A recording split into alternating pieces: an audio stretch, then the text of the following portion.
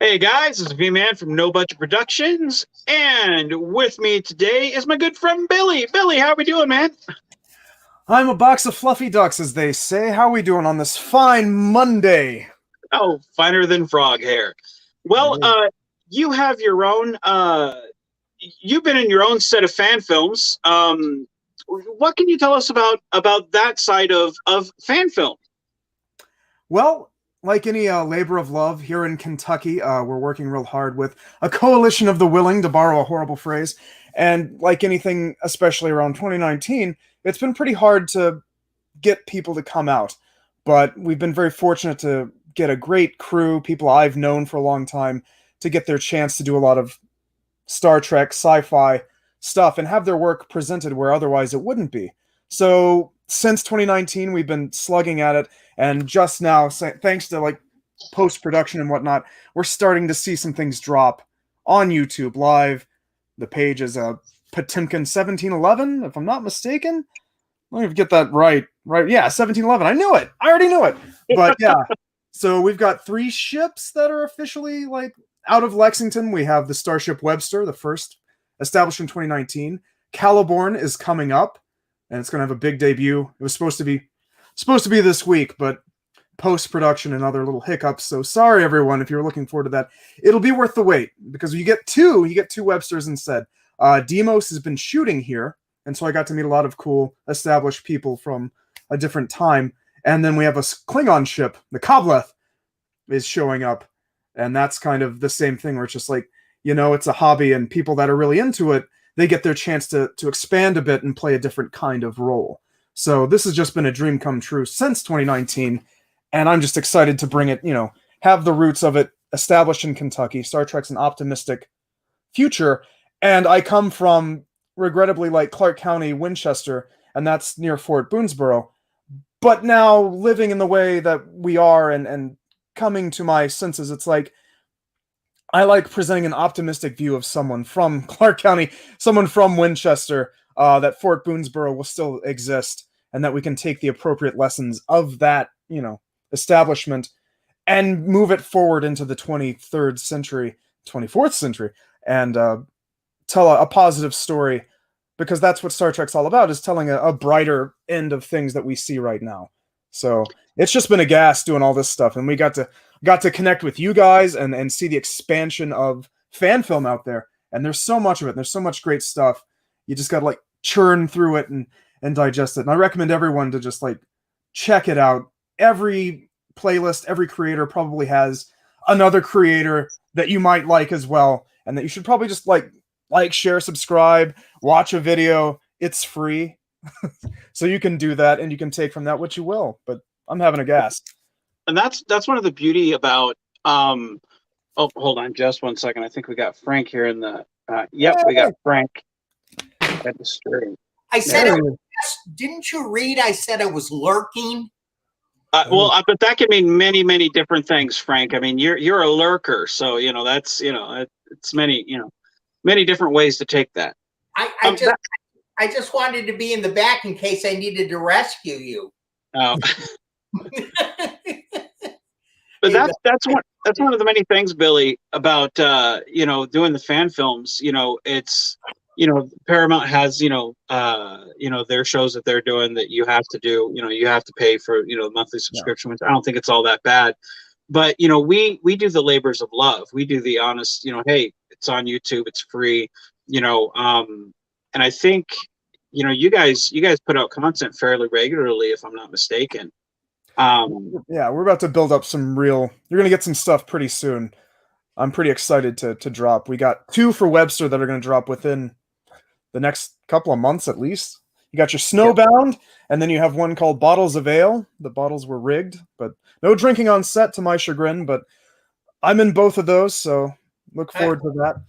I understand the snow scenes that had to have been done, that about 800 hours were put into it, because when you guys filmed, there was no snow.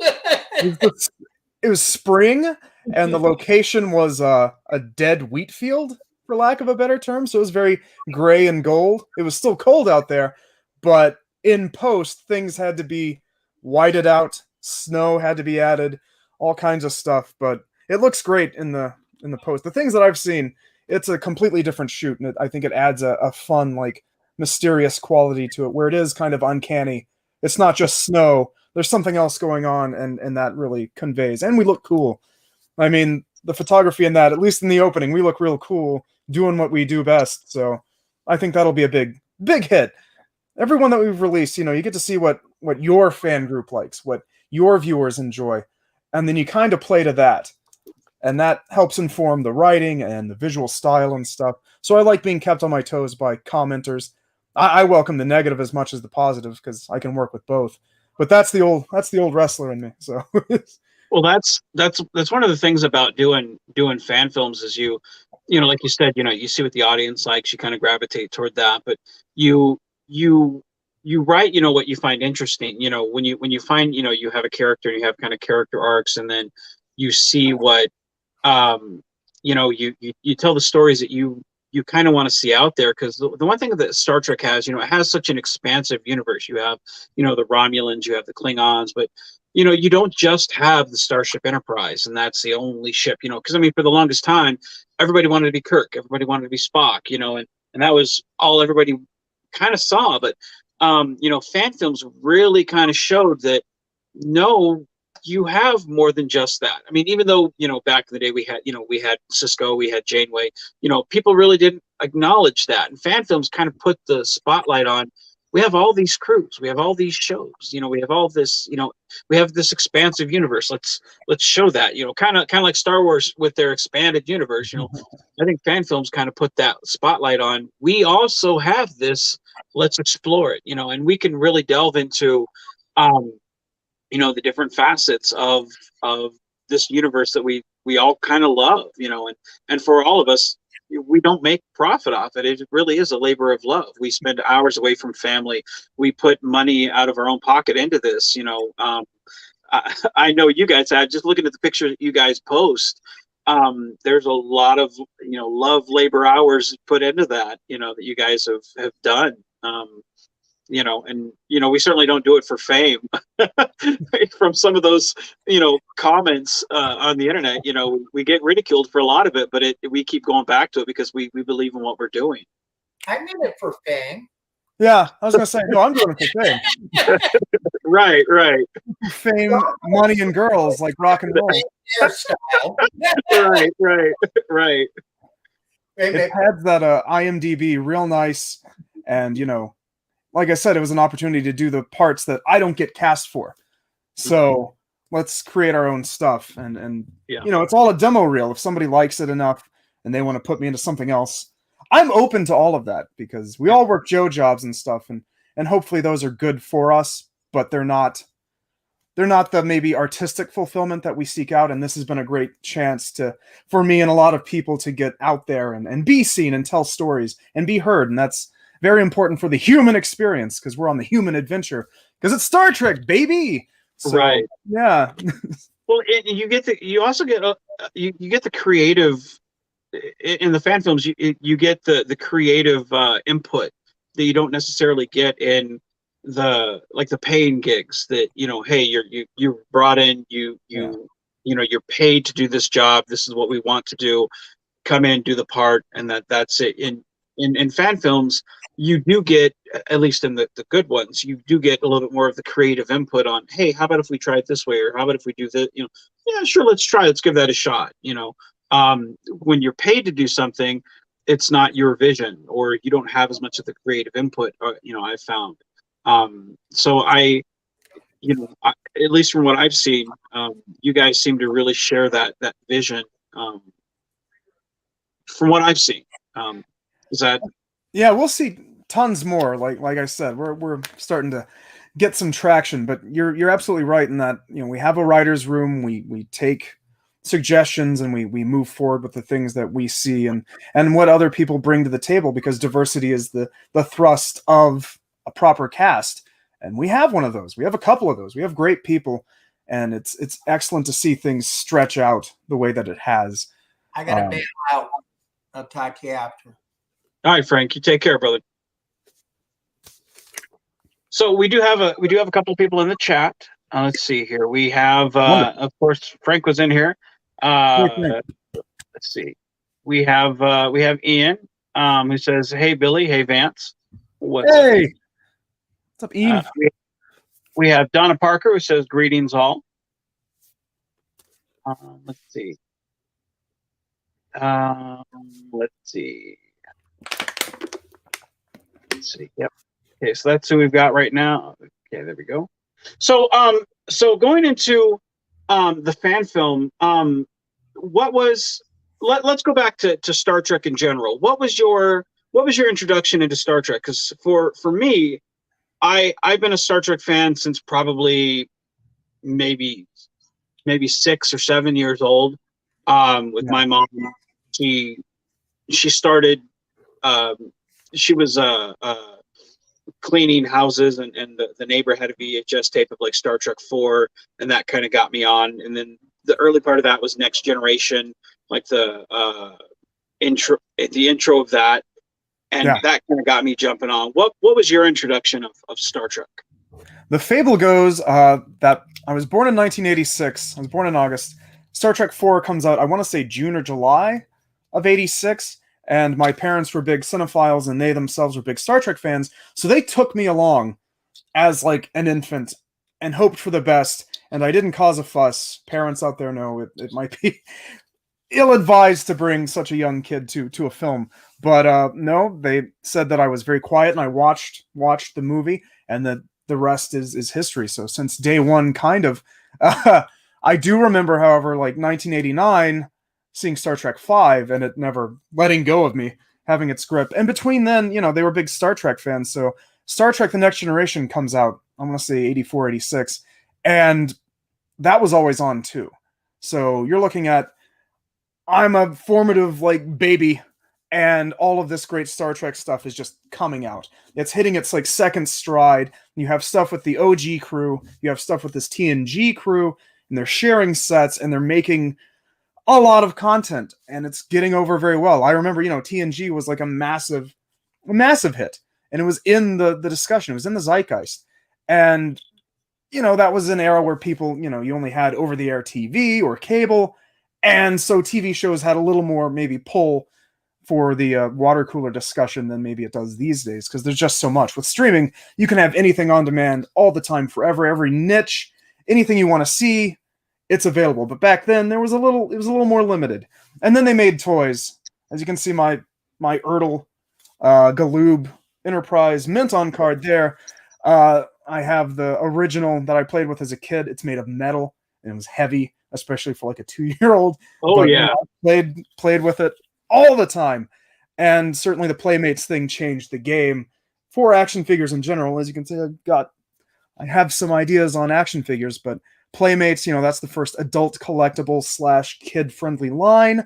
It's limited by numbers, although not really, but so that was, one of my big Christmas gifts was the first wave mint in box just from Santa, and it was all of them. It was the entire crew, and that captured my imagination where it already was captured. That just, then you can have your own adventures with your favorite characters and play outside and go on, alien territory and shoot Borg and fight Klingons and all that great stuff. And Will Riker, his name is William.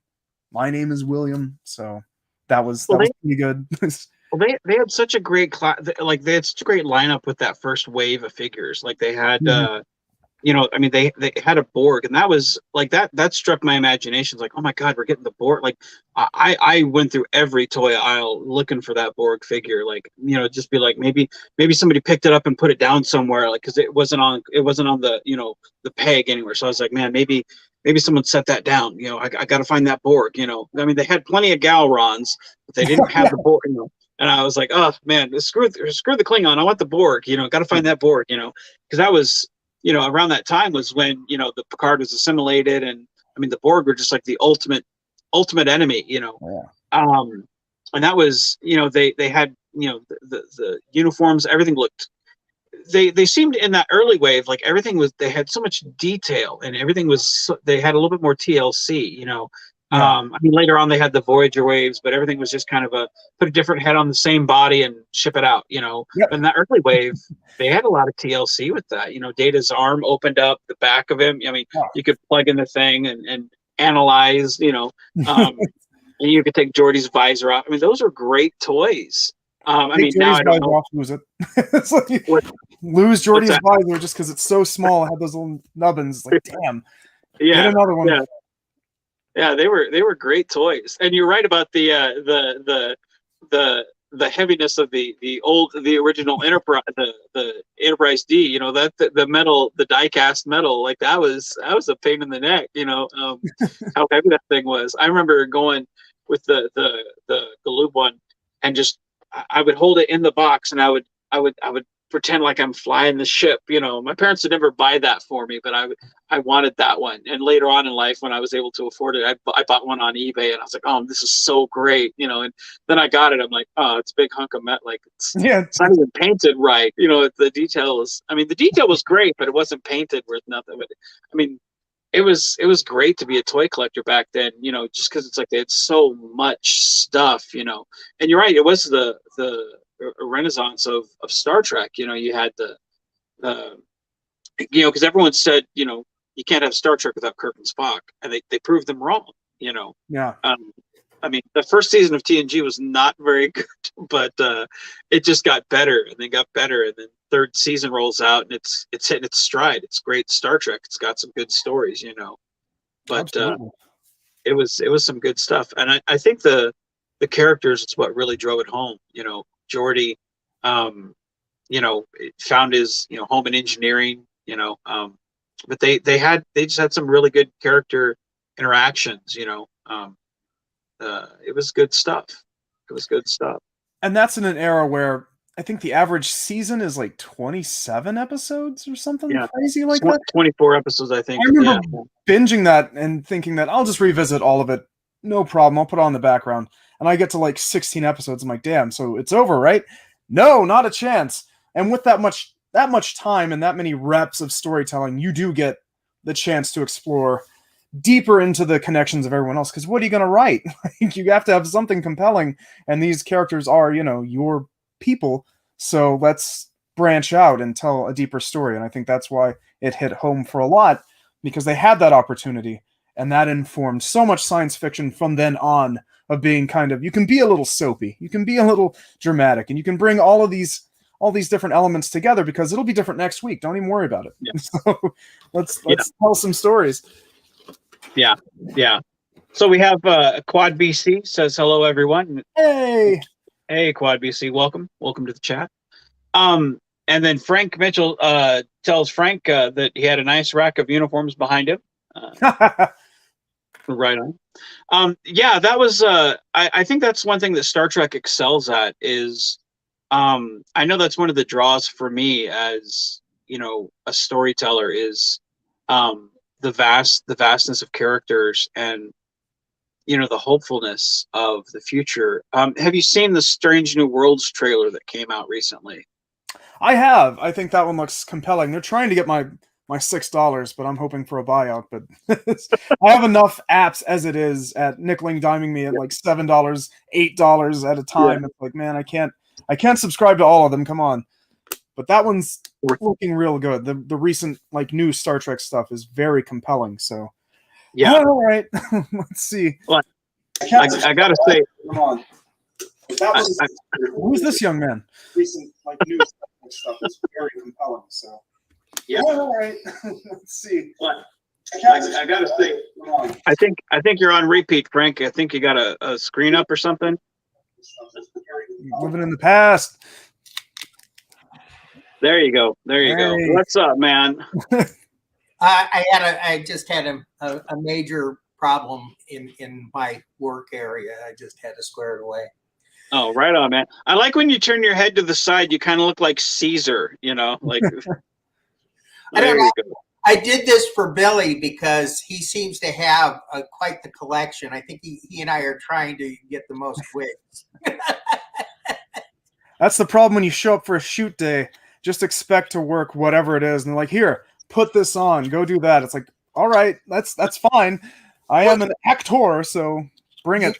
You've been in well, of course, Webster and Caliburn, and you're in the new Klingon one, and you were also in Demos. Yes.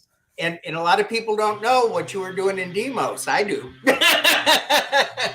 Prime Directive, which should be coming out sooner than later. Yeah. That's a big one. And that was cool to work with that crew. Yeah. That was a lot of fun. And keep an eye out for me. I'm all over that one. It's hard to hide in plain sight sometimes when you look the way I do. So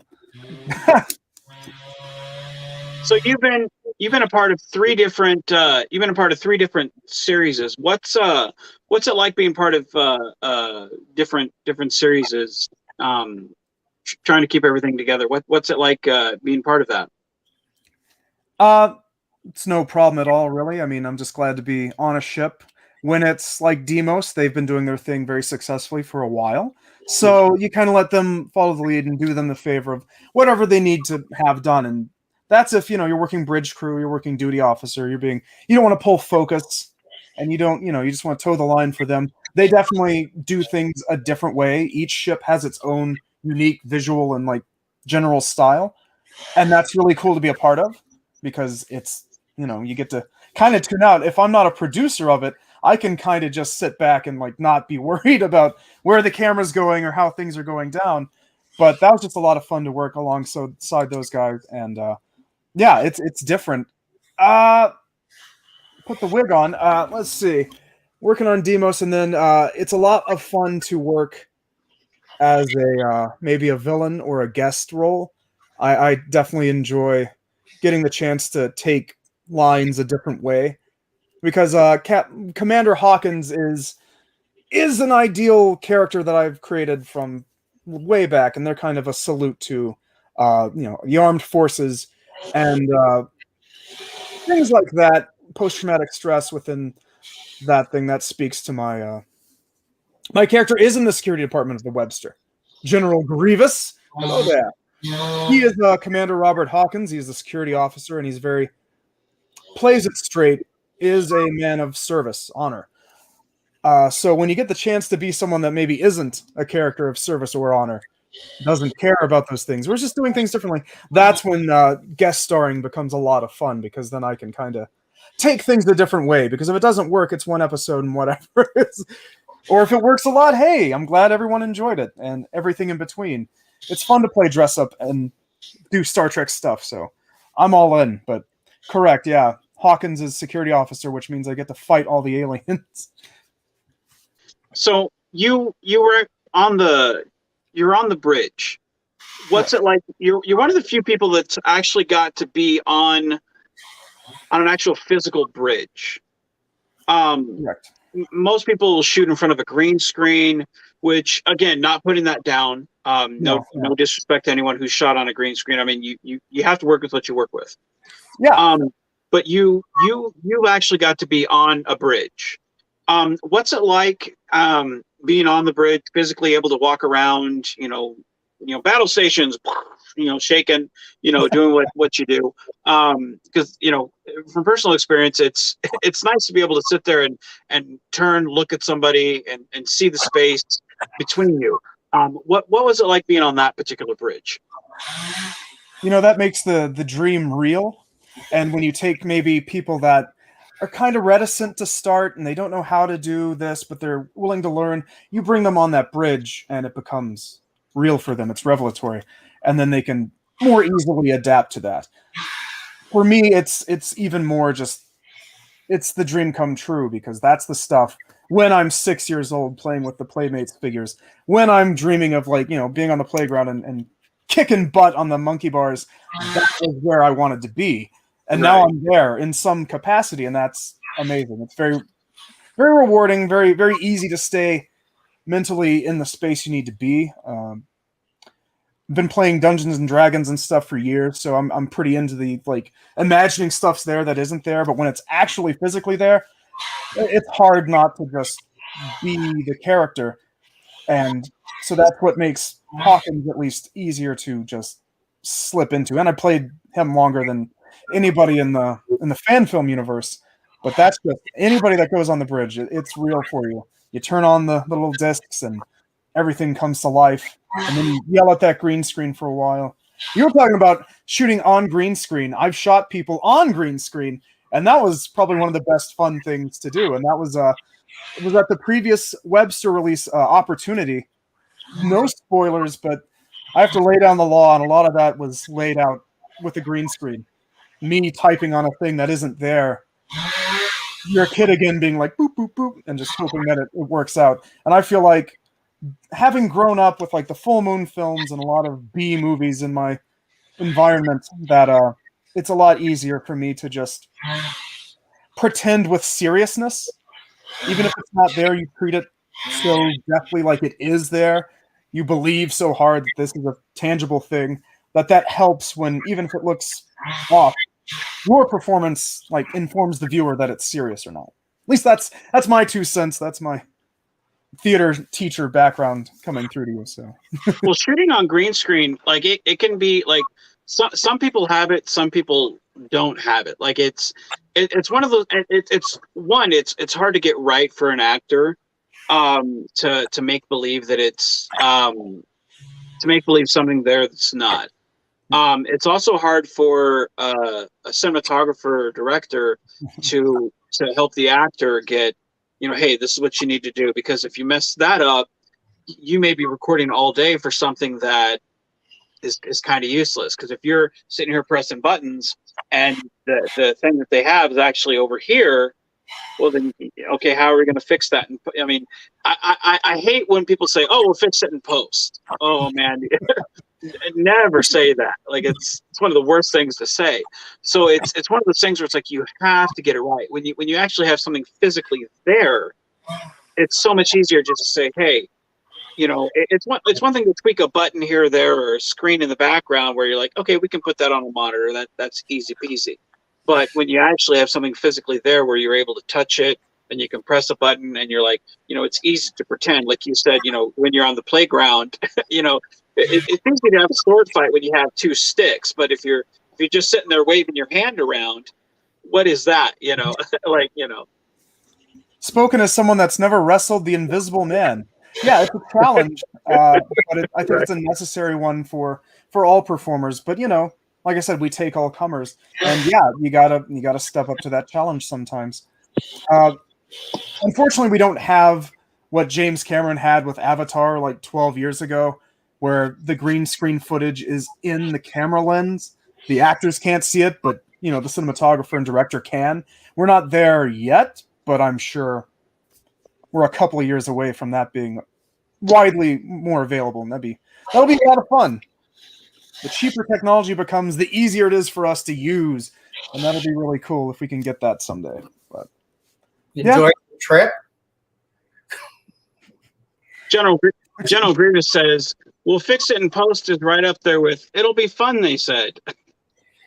Great job. Do it again. Hold my beer. Yeah, I always get nervous when I'm on set and someone says, we'll fix it in post. Like, oh, let's do it again. Like, do it good this time. Come on. Yeah, I get nervous because I always feel like, oh, is this gonna get done?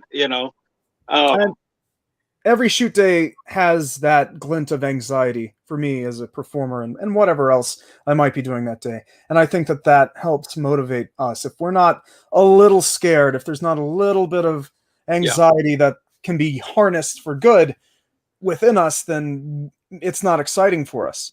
I think if you're not excited for something, if it doesn't tick that box, then it's just not, it doesn't do it for you. So, well, I'm nervous every time.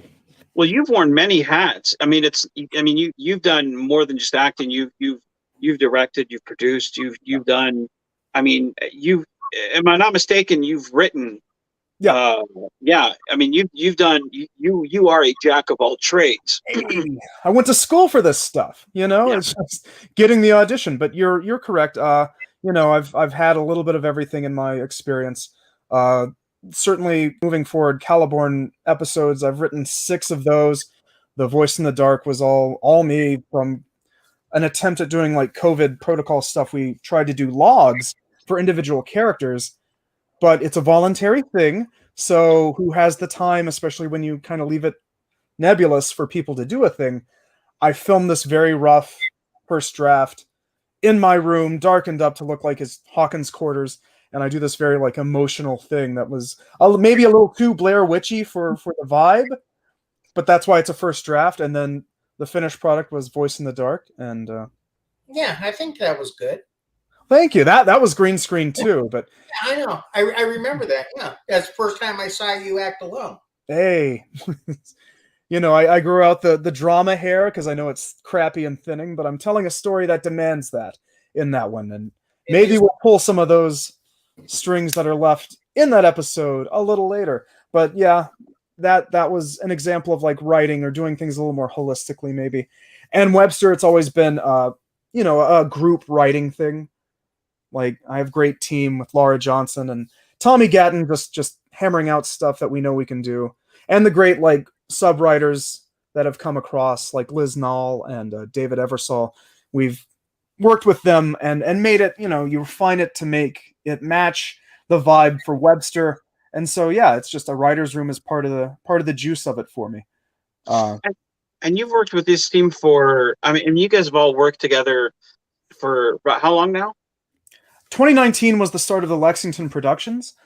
I've worked with Tommy Gatton, Laura Johnson, Tavarik, and Captain Hamilton Prescott for the web heads out there. Give me some noise for the Webster fans. But yeah, and I've known them for a long time. So, geez, what, like 12 years, 12, 17 years, something like that, respectively. So we know each other's like give and take and our perspectives on Trek.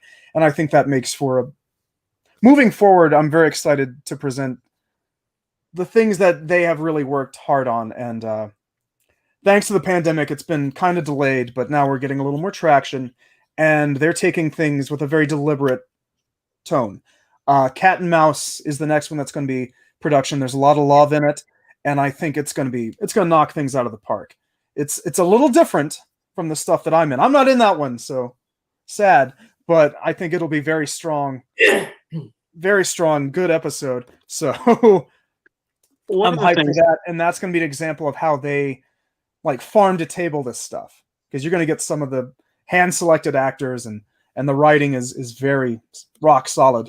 It's just not a style that I can write. I don't do that style so well, but I'm definitely excited for it. I'll probably be on the. If it's shot in Lexington, I'll probably be there. So well, go ahead, Frank. Go ahead, Frank. I was going to say, what type of ship is the Caliborn, and why did you select it? The ABBA class, NCC 5306. It's a ship that looks cool. The concept behind that was we were shooting so many interstitials, Kolchak the Night Stalker, like Creatures of the Week during the pandemic, that we decided we could do that with a ship. We could address certain things with a ship because I'm always around.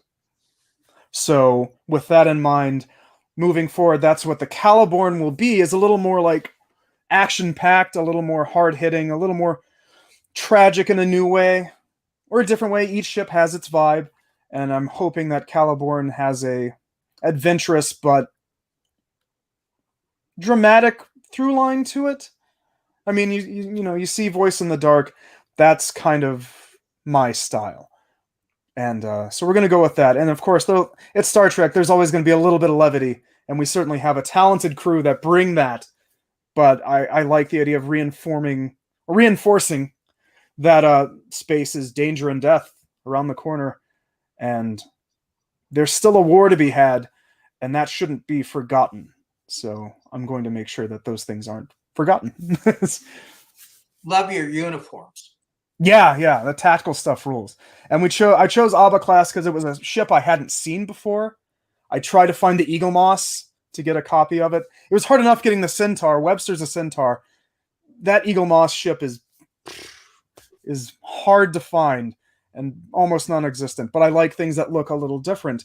And that crew is about a 400 passenger crew with 12 torpedo banks and 6 phasers. Yeah, I'll something like that.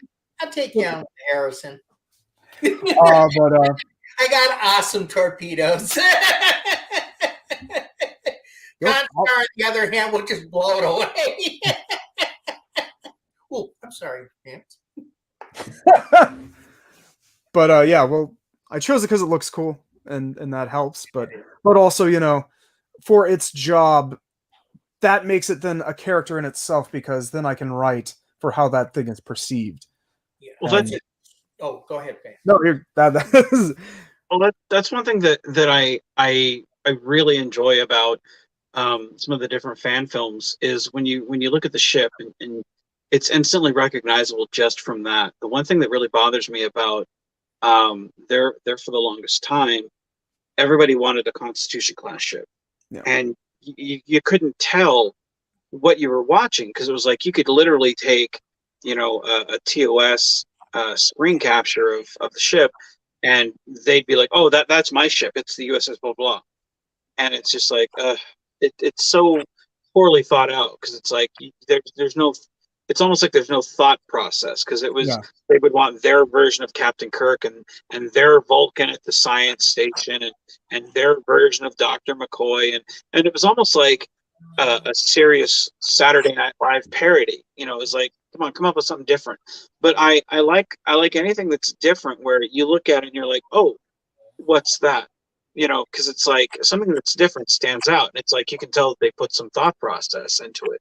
You know, and you know, it's just like when you look at Voyager, you're like, oh, I know what that is. Or you see the Defiant, you're like, oh, I know what that is. You know, instantly you look at it, you're like, it's different. I like it. You know, and that's, you know, anytime I see you know, something that you're in, just looking at it, instantly I see the bridge. I'm like, oh, I know what that is. That's it's Randy's bridge. Or I see like one of your uniforms. I'm like, oh, I know what that is. That's, you know, it's one of their productions. You know, it's like I love it because it's not a generic fan film production. It's one of your guys' productions, and it's highly respectable because it's different. And it's like that old Arby saying, "Different is good." You know, I dig it. You know, Well, thank you so much. You know, why be another person's character when you can make your own? Like, exactly. I wasn't longing to be on out in space for Star Trek to be other characters. I wanted to be my stuff. I wanted to get cast for my thing.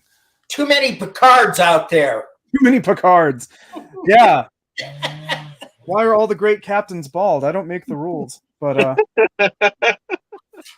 it's more Amen. stubbly action stuff. But that's I like Billy. yeah, you know. Thankfully, we've kind of avoided some of that with, you know, trying to be like anything else, because it's better to show something new. Be the best you can be. That's what stands out, and so Well, that's what we try to move forward with.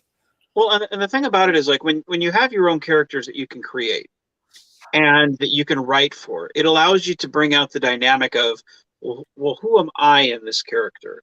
And you can be a lot more real than, okay, I'm going to be a parody almost of Captain Kirk, or I'm going to be a knockoff of, this is my take of Picard, or this is my, you know, and no offense to anybody who's done, you know, like Mike Longo, he plays you know, Captain Kirk. That's not a disrespect to him, but to those people who do a poor man's, you know, William Shatner, or poor man, you know, but when you're doing a series, you should create something original where we are doing this, and that's why I really enjoy, you know, fan series is that are kind of the lower budget mom and pops type stuff where it's like, hey, anybody can do this type of stuff and create their own characters where you put a lot of yourself into that and you go full force, you know, because it's a lot more authentic than, you know, look at me, I'm the new Kirk, I'm the new Shatner, I'm the new, you know, Patrick Stewart. You know, you're more authentic that way, you know. I enjoy it a lot more, you know, even with its flaws, because we all have our flaws, but it's a lot more authentic, I feel. What's liberating, and then, you know, I get to make a character that isn't hemmed in by rules that other people have set long ago, and a lot better for the audience to take from my character wherever it's going. And you know, we try to have the diversity out there. I hate to be another white adjacent captain, but there it is. I am Hispanic, but you cast with the people that show up, and we Yeah. try to aim for diversity at everything we do. But also, I have a story to tell, and that's going to be the story that you see.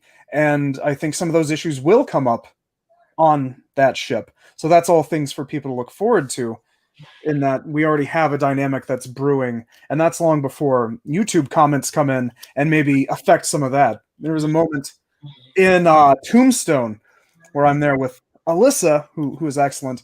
She plays the comms engineer, St. James, which is one of the. If you did like a breakdown of how many times I've said St. James in these fan films, it's a lot. Shouting into the darkness, looking for them and everything. But that one episode drops, and it captures the imaginations of those that saw it enough to be like, "Oh, were they an item? Are they an item? Can they be an item?" It's like, that wasn't even. I wasn't even thinking about that, but sure. Now I have something in my toolbox that I can play with for whatever, either to delight or terrify or let people down that no, it isn't like that, or who knows what the future holds for St. James and Hawkins. I mean, I have a pretty good idea, but that's because I'm behind the curtain, like working things. But it's cool to get that because I wouldn't have thought that way without their input. So I love the fan base coming in and telling us stuff and giving us whole. I forget who gave us whole like wiki articles for everything, but that's when you're doing something that's pretty cool, when it inspires someone enough to like type out your information that you made up yourself and put it into a canon. That's awesome. How people perceive, it's hair raising. I'll say that, speaking to that anxiety thing of like the butterflies before you go into a shoot, I'm about to present, the first episode for Caliborn's coming up, and how that captain, how they will be perceived may not match how I wrote them to be perceived. At that point, it is in the hands of the audience. And as much as I would like it to go a certain way, and as much as I've tried to help it go away, at the end of the day, it's all in the hands of the audience. And if they think certain things, then it's like, well, all right, moving forward, what do we do? So, but that's exciting, because then we'll have to see where that takes us. Certainly. Well, and that's you're absolutely right. Daniel Vance, who's one of the people in the audience, he actually had an idea. If I'm remembering correctly, I think it was on one of our Sunday night.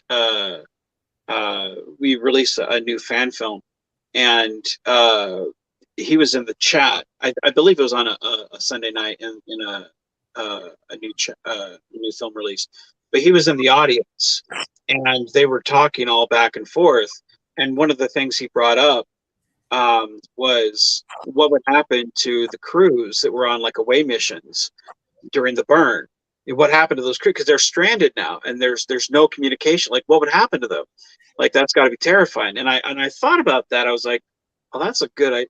Man, that's fucking genius. Like, oh my God, that's wow. And I thought about that, and it's one of those things where people like you and I have that ability to sit there and listen to the audience directly, the direct input. And there's been plenty of times where, just reading the regular comments of the reaction and then going, well, I hadn't thought about this, but yeah, let's course correct and include some of this stuff, like you said, stuff that we never would have thought otherwise. Yeah. And kind of, not necessarily, coax it here, but maybe kind of go down this, or like you said, possibly disappoint, but at least keep that in mind, and in ways that CBS necessarily wouldn't do with their series, because they've already got it written and done and filmed. But our turnaround rate's a little different than theirs. We have the ability to change it on the fly if we want to. That's one of the things that's also really good about doing fan films. We're a little bit more direct with our. We have a better line of communication with our audience than I think they do. Yeah. Well, it speaks to. It reminded me of a thing with everything being a Constitution class ship. We have to create for, like, why do I pick such a small ship? Well, how many Starfleet people can I reasonably cast and film? Mm-hmm. Constitution class has families on it. We don't have a cast for that. We can't, someone mentioned in a writer's room thing, it's like, talking about stories that aren't told. I'm glad that there's a desire for these, but like, what do we do with cadets that want to go on an adventure and then they like run off with a thing? And I'm like, well, that's a great Saturday morning like adventure. Do you have cadets for us to shoot with? Because children and animals, like that's hard. That's a big ask. We stretched out to get the bridge crew that we have to then add an additional bridge crew of like teenagers. Sorry, never. It's a hard age, but a team of teenagers, like that's woefully unrealistic for us. Right. I mean, we could do that, but is that worth it for the one episode to tell a story that's riffing off of like Space Camp? Like that movie exists, but also, man, it's hard enough to just get the crew that I have, and to tell like a cadets only story. That we don't have the logistics for that. We don't have the infrastructure for that. And it's the same with like, and that's why we choose the smaller ships. That's why we choose the things that we have. We've thought forward. We got to run it lean. We don't have room for women and children to be on board, especially on the Caliborn, because that one is dangerous. And I want to reinform everybody that ship is about battle. That is a battle cruiser, and things are going down, and we don't have time for your dogs and the zoo and everything else to be there. We're not endangering the innocent here. We are serving a mission. Well, go ahead. Go ahead. That's one of the considerations I looked at when I was designing the bridge for the Harrison. And I looked at each spot and I said, wait a minute, why do I need 5?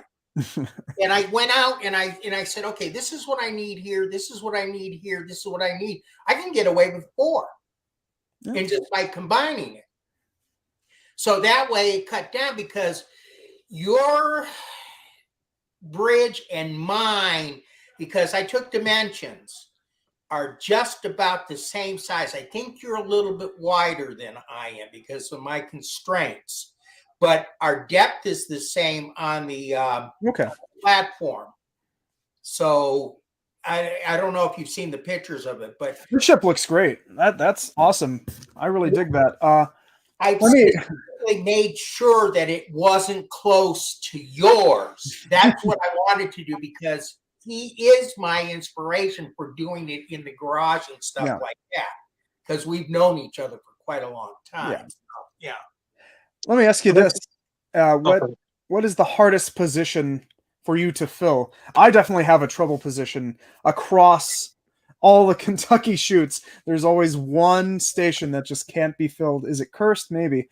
I think finally we have a good resolution on that, but I'm wondering if there's a troubled position across the board.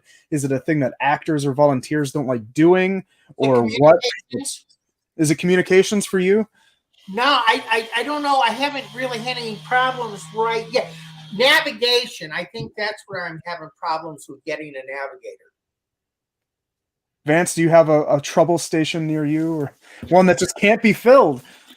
I don't know. Like I usually kind of shoot from the same spots. I mean, I have, like, forgive the mess. I'm kind of cleaning up after Royce and I were organizing some stuff.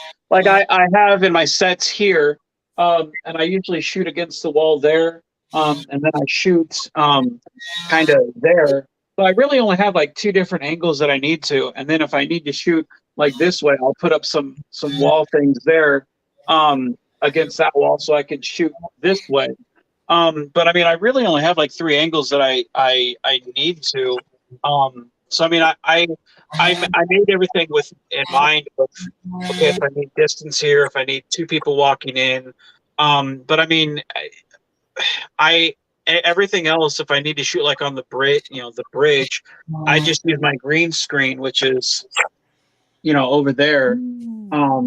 Everything is pretty, I made everything with knowing how small of a space my den is and knowing my limitations.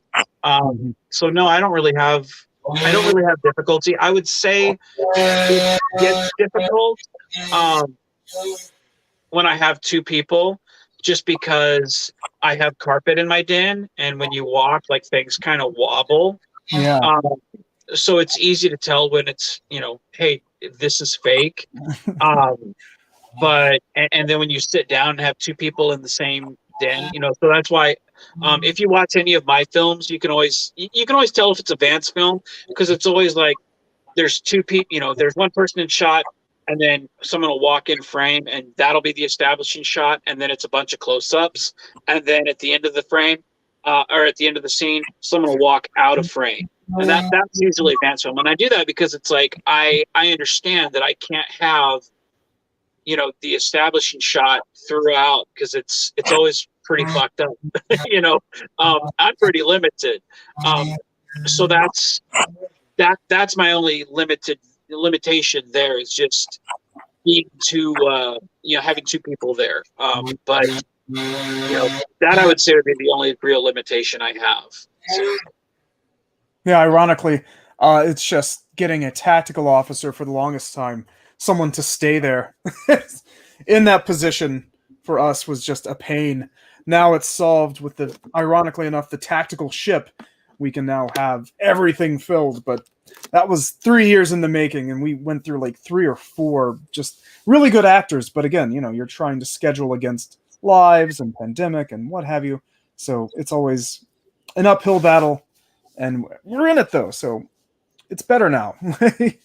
Well, that's been one thing that I think has really changed the fan film scenery for a lot of people has been the pandemic.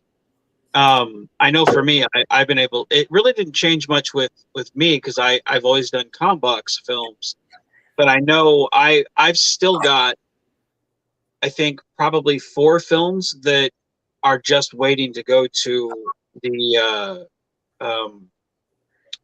Harrison sets in Arkansas. That it's like you need a physical grid for all to come together and shoot there. Not the Harrison sets. You said Harrison sets. You're talking about Starbase. Yeah, it's in Harrison, Arkansas. Oh, it is. Yeah, not yours. Not yours. Well, you no, said not the Harrison sets, which are down here. no, not the Harrison. Harrison. Don't confuse me. I'm an old man. But but like, so that was one way COVID like affected, like I had to put those on because once COVID hit, like, and I started seeing, okay, the numbers are rising, people were losing jobs at the time, health and everything, it was like, okay, let's put this on hold because, who knows what's going to happen.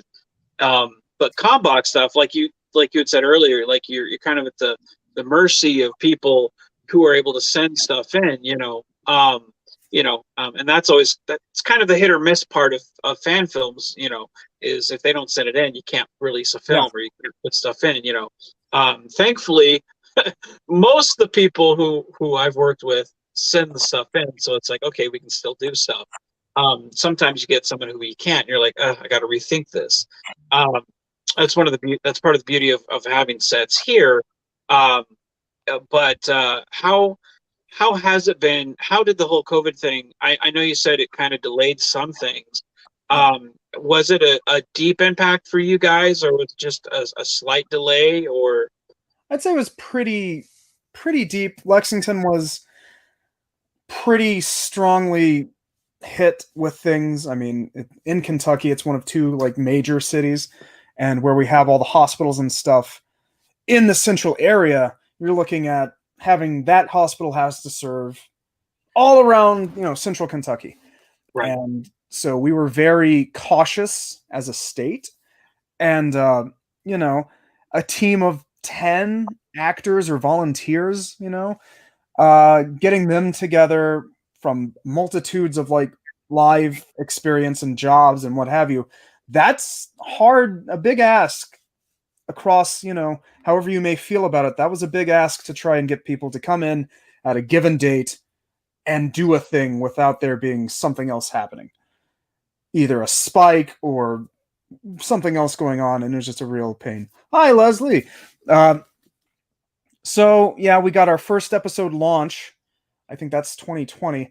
And that came out, and that was shot right before the first proper lockdown. Like, there was a mild lockdown where everyone's like, oh, whatever. But then after we shot that, like the next week, everything shut down. My job shut down. Everything, like, for safety reasons, cut it. And so trying to come back from that, as we all know, with the rollout of vaccines and everything else going on, the quarantine lift, all of that stuff happened in different ways for different people. Extrapolate that times 9, and you have a variety of like what we can and cannot or should not do. Yeah. So doing a shoot with a full team was very difficult. And so we just put a pin in it. And then, we did outdoor things, and we did outdoor things with masks. And we pushed forward with those that felt safe enough, felt like they had done the appropriate precautions. We tested the way that like my job standards tested. When vaccines came out, we had kind of a mandate on that for those that would shoot with certain people. I know, I had that forwarded to stage managers. It's a voluntary thing, so that's hard to ask, right? That's where you see a divide between Webster bridge episodes and Webster away team episodes.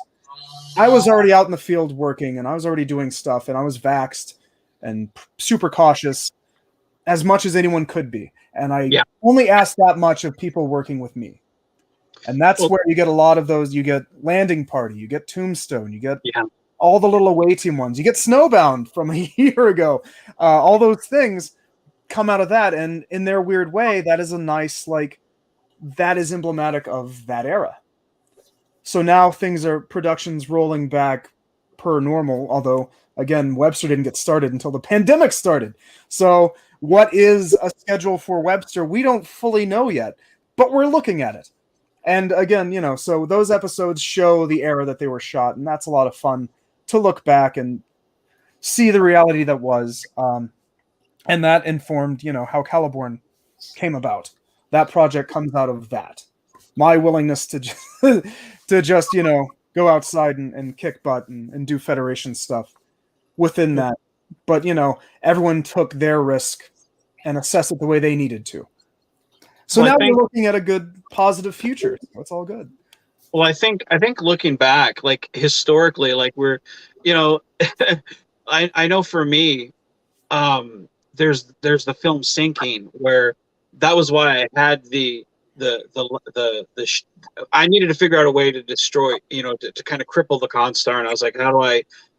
Originally, the script was supposed to be the crew is on the planet and they have these conversations, but I was like, well, I can't get these people together per se. Yeah. Let's just have them in escape pods. So I put them all in the back of my hatchback, or I think it's so I just lifted up my car and I put the cardboard behind it. I was like, we'll have these be the escape pods. So each one was sitting behind it, and I filmed it that way. I mean, it's cheap. It's very cheaply done. But it was like, that was the way I did that. And then I only had one person on the planet and everyone else was unconscious, So it was I had to do a slight rewrite, but it's like, that film was altered, by that, doing it that way. But then doing the away mission for George, that film was a direct result of the COVID thing. But it was, I think when we look back at why these films were done, it was a good thing, because it made us think outside the box of, well, how do we do these things? It's not just another film on a green screen or another film on the bridge. It was, well, how can we tell different stories and work around these things? It makes you get more creative, and that's another reason why fan films I think are great. Is when I watch one of your films that you guys do, it's like, man, these guys think outside the box, because they have to. They have to get creative with what they work with, and they're you guys are very smart individuals, because despite all the flack that we get sometimes from critics, we have a lot of love and support, and from people who see what we do, because we work with sometimes not a lot, Yeah. And I dig that. I dig that a lot. A lot of respect for all of you guys that you do. Hang on, guys. I got to bail again. All right.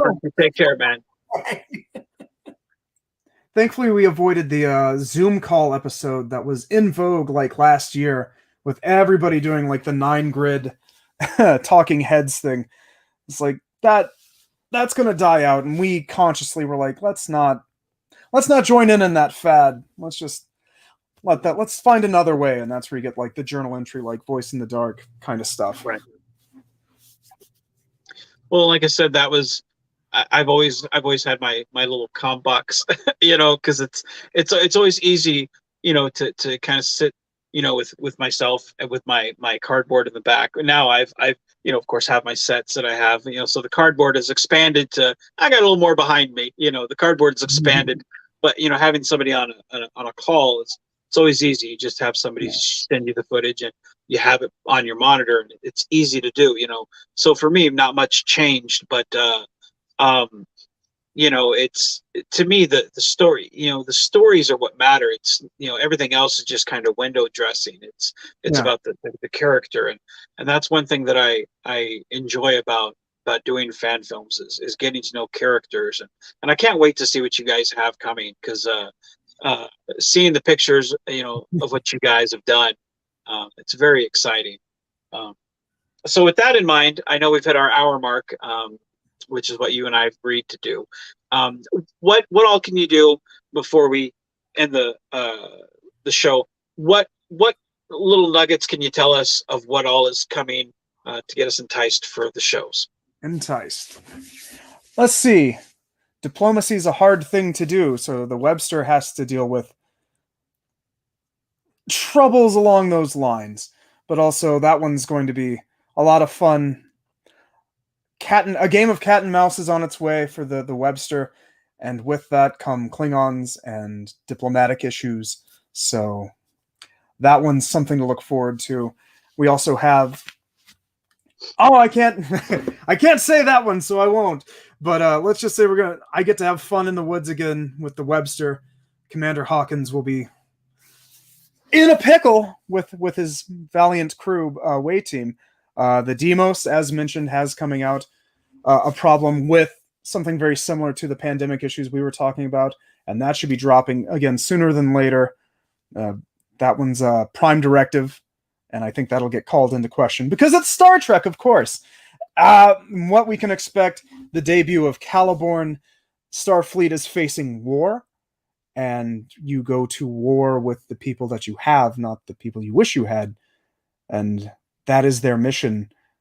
And that's why there's no families on that one. That's why that crew is going straight into danger.